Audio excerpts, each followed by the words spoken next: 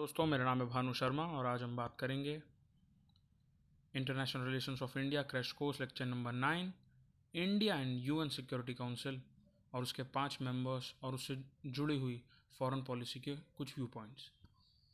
Now, before starting this lecture, here's a small announcement for all of you that Unacademy Combat, the most competitive gamified CSE battle, is here on Sunday 11 a.m. Enroll now for free. The link is in the description box below. Use the code ARPITA10 ARPITA10 to unlock the plus experience. Now, how to enroll in the quizzes for free? You just have to download the Unacademy Learning app, register and sign in on the app, select your goal as UPSC CSE, and then enroll now. Once prompted, you have to type the code ARPITA10 to activate your free plan. Compete, crack, and conquer. This is the contest format: 45 minutes, 60 questions, 6 sections, every Sunday with 12 combats. Enroll now, hurry, use code ARPITA10.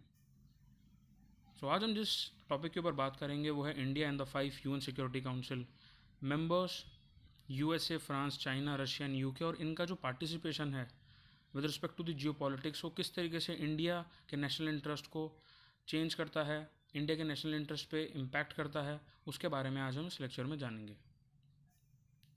Now before getting further, understanding about what UN is very important.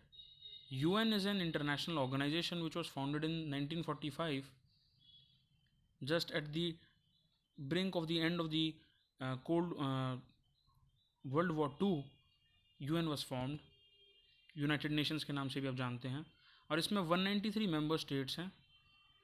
The mission and work is guided by the purposes and principles contained in its founding charter. Charter is basically a formal document जिसके अंदर principles, किस authority, किस rule से, कौन से processes, किस तरीके से मैकेनिज़्म जो है यूएन का वो कैसे काम करेगा, वो चार्टर में लिखा हुआ था.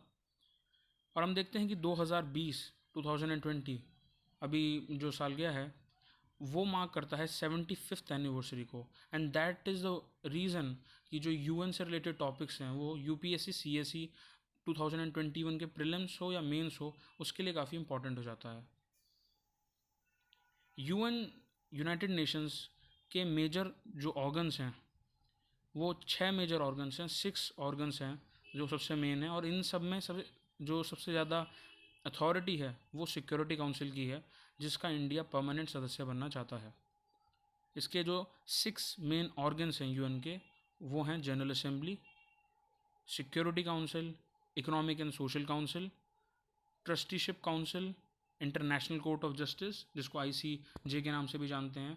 आप सब जब भी कुलभूषण यादव केस को पढ़ेंगे या न्यूज़पेपर में, मैगजीन्स में, या इवन न्यूज़ में भी, तो आपको ICJ या जो इंटरनेशनल डिस्प्यूट होते हैं, चाहे वो नेवी का कोई डिस्प्यूट हो, कोस्ट गार्ड का कोई डिस्प्यूट हो, तो वहाँ पे आप ICJ, international court of justice को भी देखते हैं. और जो सेक्रेटेरिएट है, यूएन सेक्रेटेरिएट, वो ये मेजर जो ऑर्गन्स हैं ये कंप्राइज करते हैं 6 मेन ऑर्गन्स ऑफ यूएन. बाकी इसके अंडर सब यूनिट्स हैं, सब यूनिट ऑर्गेनाइजेशंस हैं, वो बहुत सारे हैं, लेकिन जो मेन ऑर्गन्स हैं जिनके अंदर ये सब यूनिट ऑर्गेनाइजेशन आती हैं वो आपके इस PPT में है. Now according to the UN charter article 23, the security council shall consist of 15 members of the united nation.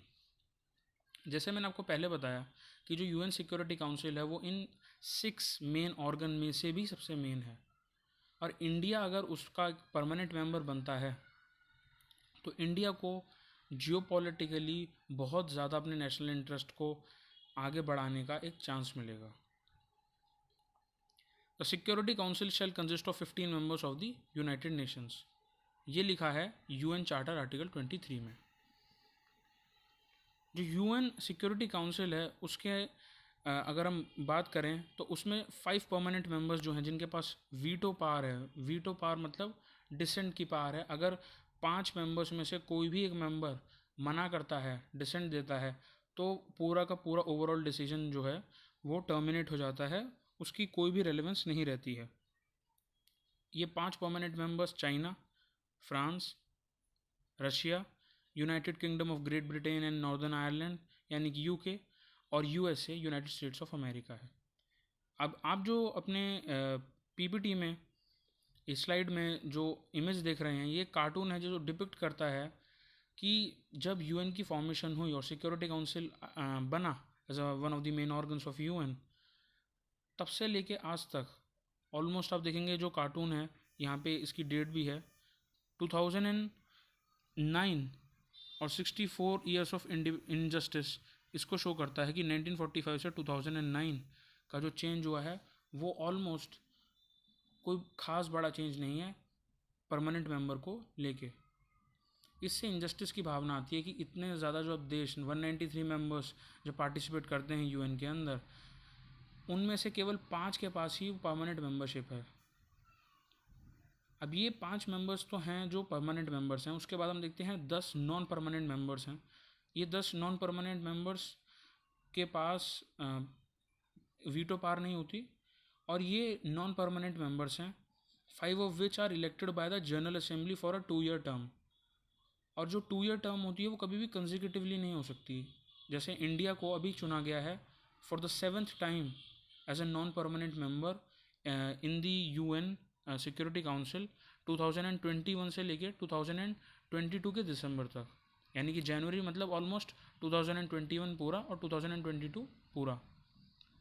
अब 2023 और 2024 के अंदर इंडिया वापस नहीं चुना जा सकता कंसेक्यूटिवली, तो कंसेक्यूटिवली आप नहीं चुन सकते, नॉन कंसेक्यूटिव टर्म्स पे होता है। और शुरुआत में जब यूएन सिक्योरिटी काउंसिल बना था तो खाली 6 नॉन परमानेंट मेंबर्स थे, लेकिन हम देखते हैं कि वो जो 6 नॉन परमानेंट मेंबर्स थे 1963 में जनरल असेंबली ने रिकमेंडेशन दी थी, and as per the amendment to the charter वो इंक्रीज़ होकर 6 से 10 हो गया।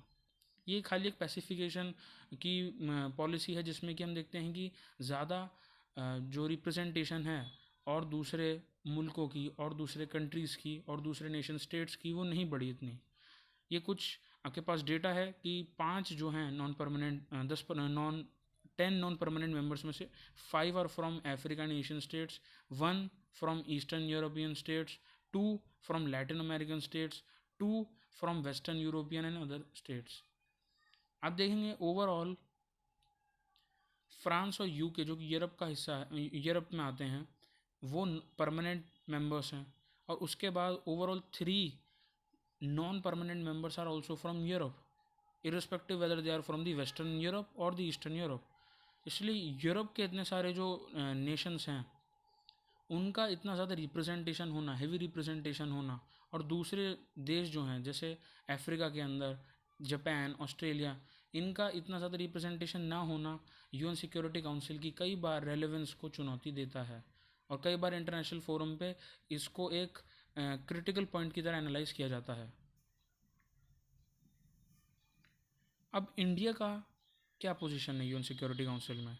India as a non permanent member 2 year के टर्म के लिए, जैसे मैंने आपको बताया, जनवरी 2021 से लेकर दिसंबर 2022, इसमें आप कंफ्यूज ना हो, 2021 का पूरा साल और 2022 का पूरा साल इंडिया यूएन सिक्योरिटी काउंसिल में as a non permanent member है। हाँ, ये हमारा पहली बार नहीं है जो हम यूएन सिक्योरिटी काउंसिल के अंदर as a non permanent member बने हैं। पहले 7 बार ऐसा हो चुका और ये 8वीं बार है। For the 8th time we have been selected 2021 के अगर पर्सपेक्टिव में बात करें तो 7 बार कौन से और कौन से टाइम में हमें यूएन सिक्योरिटी काउंसिल का नॉन परमानेंट मेंबर बनने का मौका मिला? 1950 to 51, 1967 to 68, 1972 to 73, 1977 to 78, 1984 to 85, 1991 to 1992, 2011 and 2012। अब हम देखते हैं कि इतना ज़्यादा कम रिप्रेजेंटेशन होना कुछ देशों का और कुछ देशों का इतना ज़्यादा रिप्रेजेंटेशन होना, ये क्या दिखाता है? तो कॉफ़ी क्लब का एक कंसेप्ट है जो कि एक इनफॉर्मल कंसेप्ट है कि कुछ जो देश हैं वो जियोपॉलिटिक्स में अपनी डोमिनेंस बनाने के लिए, अपने नेशनल इंटरेस्ट को पूरा करने के लिए जो दूसरे देश हैं उनको नहीं रिप्रेजेंटेशन देना चाहते, और इस तरीके का एक माहौल बनाते हैं कि उनको रिप्रेजेंटेशन ना मिले through a lot of means. और इसी इनफॉर्मल कंसेप्ट को उन देशों को जो मिड साइज देश हैं, जैसे जर्मनी हो गया, जैसे स्पेन हो गया, इटली हो गया, ऐसे कुछ देशों को हम बोलते हैं that these are the coffee club countries, या कॉफ़ी क्लब के नाम से भी आप इसे कई बार एडिटोरियल्स में, मैगजीन्स में देखेंगे। आप ये देख सकते हैं जिस तरीके का चेस बोर्ड होता है, चेस बोर्ड में आप नॉर्मली देखेंगे कि दो प्लेयर होते हैं, वाइट एंड ब्लैक। लेकिन जब जियो पॉलिटिक्स की बात करें, it is like a bigger chess जिसमें बहुत सारे प्लेयर्स हैं और सब अपने नेशनल इंटरेस्ट और पावर पॉलिटिक्स का जो एक पूरा गेम है उसको आगे बढ़ाना चाहते हैं। तो कॉफ़ी क्लब में it is holding back UNSC reforms and it is a informal concept as I told you earlier, and it has 40 odd members, mostly mid sized states हैं जैसे Italy, Spain, Australia, Canada, South Korea, Argentina and Pakistan. अब जो देश हैं, ये mid size countries हैं, ये नहीं चाहते कि कुछ particular countries United nation security council में रिप्रेजेंटेशन मिले। उन्हें अगर रिप्रेजेंटेशन मिली तो इनका नेशनल इंटरेस्ट कहीं ना कहीं कॉम्प्रोमाइज़ हो सकता है, ऐसा इन मिड साइज देशों को लगता है। फॉर एग्जांपल, इटली और स्पेन नहीं चाहता जर्मनी आए, पाकिस्तान नहीं चाहता इंडिया की बिडिंग हो, अर्जेंटीना नहीं चाहता कि ब्राज़ील आए, ऑस्ट्रेलिया नहीं चाहता कि जापान आए। अब हमें ये देखना है कि इंडिया की पोजीशन क्या रहती है इस करंट वर्ल्ड ऑर्डर में, and what are the current diplomatic ties that we are having with certain nation. India अपनी फॉरेन पॉलिसी में एज ऑफ नाउ हमारा बहुत ज़्यादा हैवी इंक्लिनेशन है टू ऑल दोज कंट्रीज़ जो कि 5 परमानेंट मेंबर्स बनी हैं यूएन सिक्योरिटी काउंसिल की, जो हमेशा से रही, जैसे रशिया, यूके, फ्रांस, चाइना और यूएसए। और उनके साथ हम किस तरीके के रिलेशनशिप रखें, हमारा क्या स्टेटस है, जिससे हमें जो जो वो 5 कंट्रीज़ हैं एटलीस्ट हमें मेजॉरिटी से सपोर्ट मिले in order to become the 6th permanent member. इसको अगर हम क्रिटिकली एनालाइज करें तो हमारे कुछ जियोपॉलिटिकल लेवल पे नेगेटिव एस्पेक्ट्स देखने को मिलते हैं as far as our geopolitics is concern. उनमें से सबसे पहला है कि चाइना का एक नेगेटिव एटीट्यूड इंडियन कैंडिडेचर पर रहना। जब हम बात करते हैं कि 1267 कमेटी में मसूद अज़हर को बैन कर दो, जो कि बहुत टेररिस्ट है, बहुत बड़ा फंडामेंटलिस्ट है, बहुत बड़ा, चाइना अपना वीटो वहाँ दे देता है। और आपको पता ही है कि अगर 5 मेंबर्स में से, 5 परमानेंट मेंबर्स में से एक भी वीटो दे दे तो वो पूरा डिसीजन आप नहीं ले सकते, उसकी कोई मायने नहीं रह जाते। वहीं पे हम देखते हैं कि एक नेगेटिव पॉइंट ये भी निकल के आता है कि हमने $15 बिलियन मार्क कभी पूरा ही नहीं कर पाए रशिया के साथ डील करने में, और हम ट्रेड जो कर रहे हैं रशिया से वो उस लेवल का नहीं है।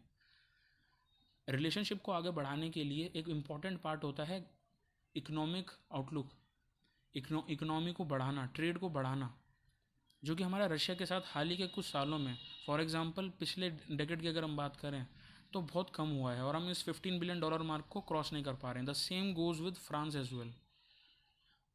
और हमारे पास अभी जो एक नेगेटिव पॉइंट जिसे काफ़ी ज़्यादा क्रिटिसाइज़ भी किया जा रहा है मैगजीन्स में, एडिटोरियल्स में, वो ये है कि जो यूएस प्रेसिडेंशियल इलेक्शंस हुए हैं उसकी वजह से चेंज हुआ है स्टांसेस का। हमारे चाइना के साथ डिस्प्यूट है, और हम देखते हैं कि डोनाल्ड ट्रम्प जो कि एक प्रोटेक्शनिस्ट माइंडसेट के साथ इकोनॉमी को हैंडल कर रहे थे, चाइना एंटी चाइना थे, हम देखते हैं कि अब जो बाइडन के नए प्रेसिडेंट बनने के समय से क्या इस टेंस में कोई चेंज आएगा। बिकॉज मैनी पीपल दे से, specially the ambassadors, specially the retired diplomats, कि डोनाल्ड ट्रंप जितने एंटी चाइना थे उतना हार्ड स्टैंस जो बाइडन का नहीं है, which can also be one factor जो कि हमें लिमिटिंग फैक्टर की तरीके से काम करेगा हमारी यूएन सिक्योरिटी काउंसिल में परमानेंट मेंबर बनने की बात को लेके। अब इसका वे फॉरवर्ड क्या है और हमारी इम्प्रूविंग पोजीशन देखिए। हाल ही में दिसंबर और जनवरी का जो हाल ही में जो टाइम गया है, दिसंबर 2020 एंड जनवरी 2021, इसमें हमें कुछ बहुत सारे चेंजेस देखने को मिलते हैं, positive changes, which is a really good thing for the Indian foreign policy. हम देखते हैं डिफेंस एंड सिक्योरिटी कोऑपरेशन होते हैं फ्रांस के साथ, जहाँ पे national security adviser honourable Ajit Doval ji और इमैनुअल बोने जो कि डिप्लोमेटिक एडवाइज़र हैं इमैनुअल मैक्रोन के उनके साथ annual India France strategic dialogue होता है, जो कि 34th सेशन है ये। इस सेशन से होता ये है कि हम एक हार्ड डिप्लोमेसी और at that same time soft diplomacy का यूज़ करते हुए पाकिस्तान को साइड ट्रैक कर पाएंगे। डिफेंस प्रोक्योरमेंट बहुत ज़्यादा बढ़ेगा, जैसे हमने यूएसए के साथ भी बढ़ाया। और इंडिया की सपोर्ट जो है फ्रांस ग्लोबल लेवल पे, यूएन सिक्योरिटी काउंसिल के लेवल पे भी करेगा। पाकिस्तान का आर्म्स फ्रंट जो है, जैसे मैंने पिछले लेक्चर्स में भी बताया कि पाकिस्तान प्रोक्योर करता रहता है, भले उसकी इकोनॉमी कितनी भी गिरी हो, वो लोन लेके बाहर से डिफेंस प्रोक्योरमेंट कर रहा है। लेकिन हम ये देखते हैं कि पाकिस्तान और फ्रांस के जो रिलेशंस हैं वो पिछले 2 दशकों में 2 डेकेड्स बहुत ज़्यादा डिक्लाइन हुए हैं। फिर एक और पॉइंट है बाइडन्स पॉलिसी पेपर, कि जो बाइडन के पॉलिसी पेपर में ये बात लिखी गई थी कि अगर वो प्रेसिडेंट बनते हैं तो उस केस में, उस सिनेरियो के अंदर यूएन सिक्योरिटी काउंसिल की बात और परमानेंट मेंबरशिप ऑफ इंडिया को लेके वो आगे बढ़ेंगे। और वही सेम हमें इंडिया की सिविल न्यूक्लियर एग्रीमेंट 2008 में जो बाइडन का रोल उसमें भी देखने को मिलता है। अगर इस सब को हम एनालाइज करें तो हमें समझ में आता है कि इंडिया की जो पोजीशन है यूएन सिक्योरिटी काउंसिल में परमानेंट मेंबर बनने की, वो स्ट्रॉन्गर और स्ट्रॉन्गर होती जा रही है। तो ये था आज का lecture. I hope you like this. Stay safe and thank you.